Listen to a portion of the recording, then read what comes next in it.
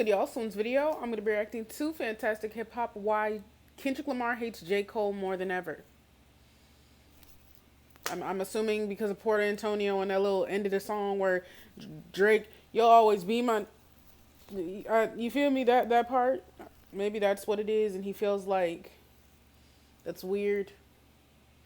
And I'm not going to lie, for me, it was just weird because it seemed like he was linking with everybody that doesn't like Drake. In that he was throwing little shots in the songs, and then Port Antonio came out, and then it was like a 180, and it was like, wait, this is kind of weird, like still good like bars, but like whoa, you know what I'm saying? So maybe that's what it was. Maybe there was something behind the scenes that none of us know about. I don't know. Let's just get into it. Out to new levels. And what's crazy, sorry, I always apologize when I stop very soon into the video, is that Kendrick Lamar was my first favorite rapper, J. Cole was my second favorite rapper, and this has been like this since I was like in middle school, bro. Like that's just what it was, okay? So when they even started like this beef thing, I was like, wait, because there was always this rumor for years since they had like short hair. They both have like, well, it's different now. Anyways, that they were going to have this collab album or something. And so I was always like looking forward to that because they have a couple songs together, Forbidden Fruit, that one with Jeezy, something about America. Then they did their little Black Friday something, but they said they were having a collab album, and I was always like, oh my God, that would be great. But back outside, and from his audio series where he is walking fans through the journey of his entire career, to re-releasing his iconic mixtapes like The Warm Up and Friday Night Lights, all while promising even more experiences like expanding on and celebrating his most revered album, 2014 Forest Hills Drive. All in all, while J. Cole has not been able to break through all of the noise that both Kendrick and Drake have been creating for better or for worse, he is carving out a place right now where he is trying to win fans back on his side after making polarizing decision after polarizing decision.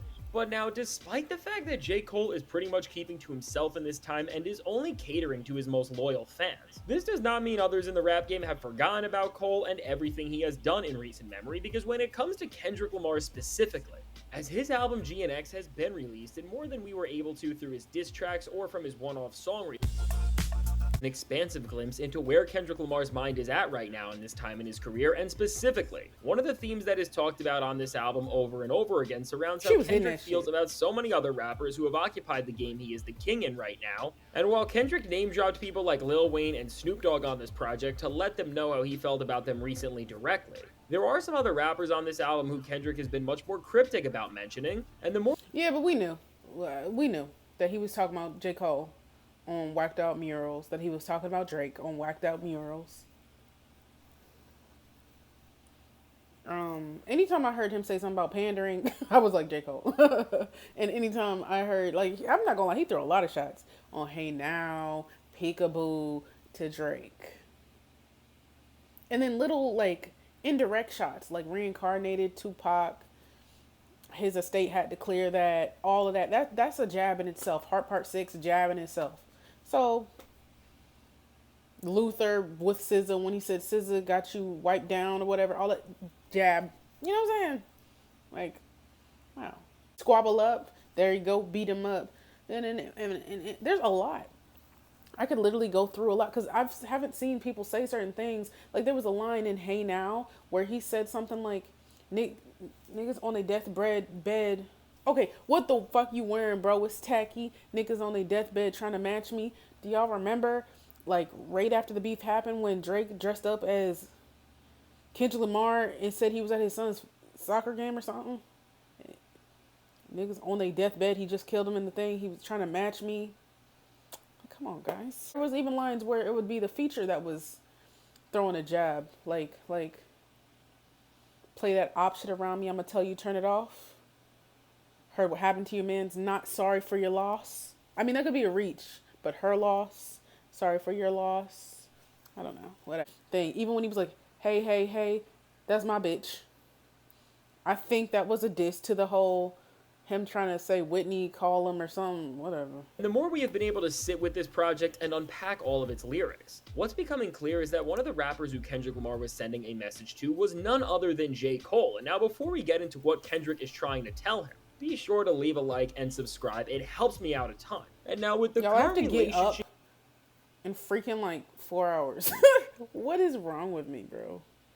Whatever. point, it seemed like these two may have resolved their issues, and then after J. Cole released his one-off single Port Antonio, altogether understanding how these two felt about one another just became more confusing than it ever has been. Now with an album as layered and lyrically nuanced as GNX, the more this record has been listened to and replayed by the entire world. What's clear is that on the most pivotal song to the album narratively, and on the one that seemingly caused the most drama already, by causing people like Lil Wayne and Snoop Dogg to respond to Kendrick's words both for better or for worse, and of course the intro track Whacked Out Murals. That on this track, despite all it covers, one of Kendrick Lamar's main messages were to specifically address J. Cole and let him know once and for all that despite becoming one of the first rappers to ever unrelease and apologize for dropping a diss track, that they are not friends and that Kendrick actually despises him. And now what's really so genius about Whacked Out Murals, and this whole album for that matter, is that when it comes to how Kendrick Lamar addressed each person he wanted to hear, he did it in a way where he didn't write the bars the way he did for fans to understand it necessarily, but he seemingly designed the bar structure in a way that would make them able to reach the rappers and people who he wanted them to,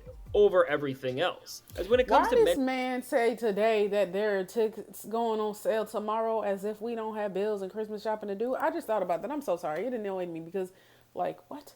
Snoop Dogg and I Lil want to Wayne. go. No disrespect to their skills as rappers, but if Kendrick didn't mention them directly by their name, he knows that Snoop would have never knew how he felt about him posting tailor-made freestyle, and in the case of somebody like Lil Wayne, the guy thought that 21 Savage was 21 Pilots. He is just not tapped in on the ground of the rap game and probably would have never even known that Kendrick was rapping about him unless it was for the storm of news and headlines that reached his team and ultimately reached him as a result. And so now understanding all of this context, and knowing that no matter what you want to say about J. Cole, he is an intelligent MC who is not just tapped in with everything going on in hip-hop and especially for something like Kendrick, but that knowing his pedigree, he would know how to interpret if he was being called out, even if it's not so clear to all of us at first, as Kendrick is obviously aware of this, although I'm sure he really did question it. I knew. If you watch my reaction, when he said something about apologizing,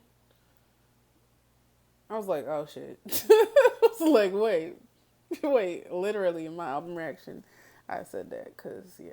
And then he just kept going, like the pandering, and he was like, since y'all can't choose a side, let me choose it for you. I was like, oh, alright, wait, my controller low. Hold on, I'm about to play this. Playing Last of Us. Game's fire. Pap was boring and that Mr. Morale was bad on 7 Minute Drill. And people on Dreamville supposedly don't like him. And also Kendrick. because he didn't want to make this album about dissing Cole more than he wanted it to be a response to all of the noise in rap in general right now and just a celebration of West Coast hip-hop culture. This was the correct move for Kendrick to make in terms of letting this album become its own body of work that is being celebrated for all of its music as opposed to being rushed to for just one moment. And so now when it comes to the actual song itself, Whacked Out Murals, what's really so genius about the all-time great lyrical performance Kendrick gives on this track is that he is able to take down so many different opponents all here at once. And now in the first verse, which is addressing so much from the moment the track is named after to the response and all of the controversy that went down when Kendrick was named as the headliner of the Super Bowl. While it's clear to us that Kendrick is directly referencing things like these, there is also a ton of other things he is referencing beyond the surface, and well, really, there is just not enough information to really decode all of these bars and understanding who he is trying to reach with each one of them. One thing that is clear and definitive is that from the bar that reads, the love and hate is definite without a cure, and then later in the track, as Kendrick says, it's not just him against Drake, but it's really him against everyone. This is already preparing us to expect that, if not stated otherwise, every single MC in the rap game is against Kendrick Lamar, and then starting to point to the idea that one of the names here he was talking about is Cole, is when in the track he says, I watch him pander with these backhanded compliments, which again, is too broad to say this is fully about Cole. That's about Cole. Oh God. Oh God. Itself without any other context or thinking.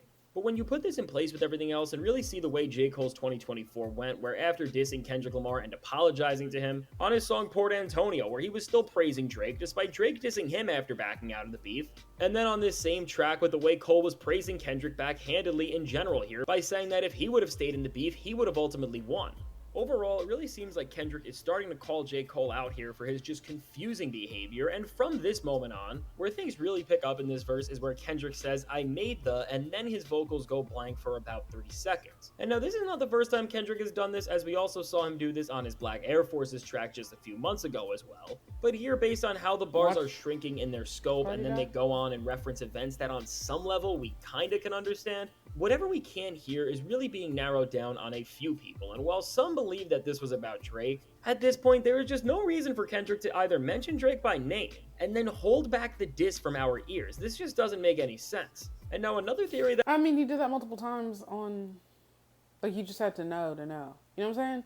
On GNX, he did a lot of different things. So I don't agree with that part. But that was started by Joe Budden was that Kendrick was trying to call out Ice Cube here for recently saying that he was Kendrick Lamar before Kendrick Lamar, instead of just keeping his mouth shut and letting Kendrick have the moment he has been at all year. But based on the rest of this verse, despite Kendrick saying some stuff about old flows later on in the track, there is just not enough evidence to make this seem that strong. And so now, based on all of the other lines around this bar and what it's all built to, what really makes the most sense is that what's being said— how the fuck is it? Why is it acting like it's an ad? It's motivation if you wonder how I did it. This could be the last missing piece to understanding how Cole was called out here, because if we remember Cole's diss track 7-Minute Drill, on the now erased song's second half, Cole did call out Kendrick for seemingly living his life behind this facade and fake identity that he's forced to hold up, and with this, Kendrick could be closing this bar out and these overall statements that seem to be Cole call out for the fact that he can't stand on any ground he believes in, and overall just making Cole remember that no matter what he has done,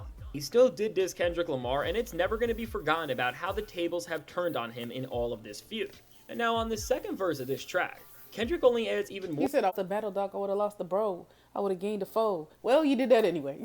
You done pissed them off, bruh. More fuel to the message he is trying to send to Cole by letting him know who he is calling out by first off saying, F apologies, I want to see y'all geeked up, which of course in the context of all of this could be directly referencing J. Cole's apology, and then later in this verse, what could be the final lines here that were designed to let J. Cole himself understand that he is being called out in this section is where Kendrick Lamar plays on J. Cole's song Let Nas Down by saying that he let Lil Wayne down. And then a few bars later— that's what I thought. That's what I thought. I'm not gonna— what really ties all of this together, pointing to the fact that Nas was the only one who congratulated Kendrick Lamar for the Super Bowl, which interestingly enough, while Nas was one of the biggest people who went out and spoke about Kendrick Lamar having such a major moment, he is not the only one here who championed Kendrick. Rihanna said it. It was a lot of people that said it, honestly, but I think he was pertaining, or he was trying to say like the OGs, like the men. That's why, like, when he went into the old ass flows trying to convince me that you their favorite, I feel like he was talking about the older generation of rappers. Him for getting the Super Bowl, as other people like Pusha T did as well. So just understanding the context of that, it's very interesting that out of anybody he could have said here, Kendrick decided to put Nas's name in this specifically. As really, when we look at this in totality, this could have really been his genius way of addressing so many different things all at once. As we all know, Lil Wayne was supposed to receive this bar, and of course he ultimately did. And for Cole, this could have been his way of saying that now Nas, the rapper who he looked up to more than anyone else coming up, is now supporting Kendrick and his mission more than any other MC in this time, and that includes— I don't know, we might be reaching. While there isn't enough evidence with all of this to 100% say this was about J. Cole, when we cross-reference all of these lyrics with what DJ Head, who was of course very close to Kendrick Lamar and TDE, said when J. Cole's Port Antonio song released, and specifically about the part when Cole was talking about him and Kendrick's relationship. After going into the lyrics of the track and hearing when Cole said towards Kendrick Lamar that he wouldn't have lost a beef, but he would have lost a bro, Head said live on air that Cole already lost a bro no matter what. And of course, that person he is talking about is Kendrick. So now, if somebody who was opening up at the Pop-Out concert and who is right in the center of the scene that Kendrick is dominating at is saying this, I think when you put all this together, this really is the strongest confirmation we can get, despite everything else, and no matter what J. Cole may think. For the way he has never been able to stand on any sort of actual ground this year in this beef, and for how he keeps supporting Drake despite Drake really being the bane of hip-hop. And also for the way he keeps backhandedly talking about Kendrick Lamar. In Kendrick's case, it's really no surprise that a rapper who is so careful and poignant about everything he says can't stand someone like J. Cole, who, despite anything else you can say about him, is really just the opposite of what Kendrick Lamar represents right now. And so now with all this said, let me know, what do you think about where Kendrick— I mean, I talked through it, so I think I gave what I thought, but yeah. I feel like it's all every man for themselves at this point. I don't think that Drake messes with J. Cole because of what happened during the beef. I don't think that Kendrick messes with J. Cole because of the initial diss and then the Port Antonio thing. Y'all heard that? Am I about to die? At all. I don't think he's cool with either one of them. So I feel like it did what it was. All that I would have lost the bro. You lost two bros. How about that? Okay, the way you moved, lost two bros. And I do think the way that he has moved has been very odd. It's been very weird and passive aggressive, and I don't even know how to explain it. It's just been weird. So, but yeah, that's very unfortunate because I was looking forward to like at least a collab song where they're both rapping their behinds off because I haven't gotten that. One's rapping, one's singing, one's doing a hook. I wanted an actual song, but we're not getting that shit.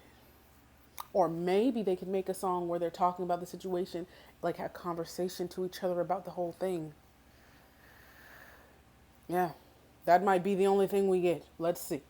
But anyways, I like, come subscribe, homie. Instagram, tell me what you think, and I will see y'all in the next one.